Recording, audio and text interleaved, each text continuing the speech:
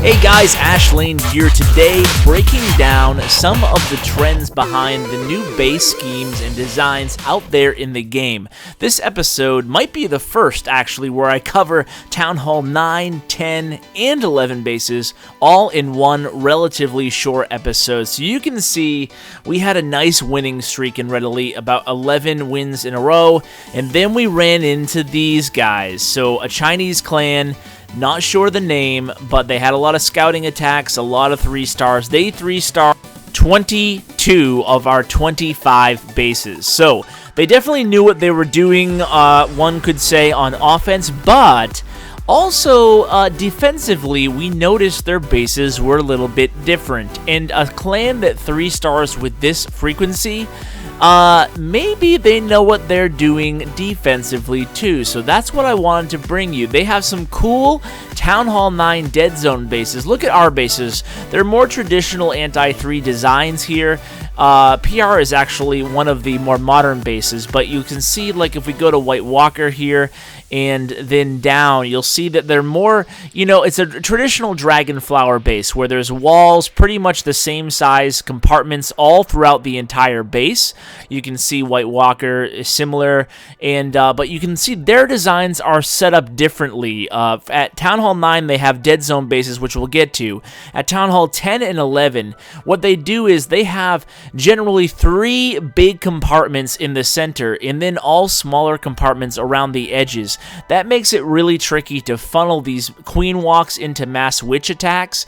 Also, if you notice, if we just scroll through their bases, you can see they're different. They're wide open areas instead of the traditional Dragonflower, where the compartments are roughly the same for the most part. There might be 2 different sizes, but you'd see that repeated throughout all the bases.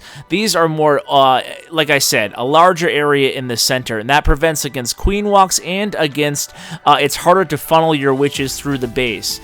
You can see, even if you're using, for example, on the Town Hall 10 bases, even if you're using earthquake spells, you don't really, you can turn it into a huge open area in the center, but it creates funneling issues for your witches for whatever reason. They start going down the paths of those outside walls, and it's more difficult than it is to go ahead and just open up an area and keep them funneling in the same direction against a more traditional base. So that is Town Hall 10 and 11. Now, at the end of this episode, I'm going to bring you some examples of these actual bases that me and my clanmates actually built. Now, look at these dead zone bases here. You can see that the idea behind the mechanic of these dead zone bases is that even your kill squad, no matter what direction you send it in through, you can see if you send it in through the east, for example, on this base, your kill squad's eventually going to get to a point where it's kind of tripped up. You can see right in the center of the base, it's a dead zone. They're not going to know where to go, and you're not going to have your giant bombs in the center there. You can see just a little example of what happens against these bases here. Eventually the kill squad's not going to know what to do. The AI is hard to predict, and it's harder for attackers who are used to, whether it be Go Vaho or if it can be, just traditional Go Ho or Go La Lune. They're not used to going ahead and navigating this huge wide expanse in the center of the map here. You can see sometimes there's Tesla farms or 2 or 3 of the Teslas in the center of the base in that dead zone, but otherwise it creates issues for the attacker. It's tough to funnel, and it's tough to go ahead and anticipate the AI against these dead zone bases. Now, here are both of those Town Hall 9 bases I just covered. Here's the first one you can see with the traps and whatnot. We guessed as best as we could based on the replays where all the traps were. And here is the other base. They were both very successful. We managed to get one of them, but it took a couple of tries. So try those bases out. Here's the Town Hall 10 design. It was designed by a Town Hall 11, so you'll have to forgive the Grand Warden, Archer, and Cannon in the below there, but that's the base. And here's an example of a Town Hall 11 with the 3 main compartments in the center there. So guys, I hope you enjoyed this episode where we focused on the future of base design. And thanks so much for watching. Thanks so much to my Patreon supporters.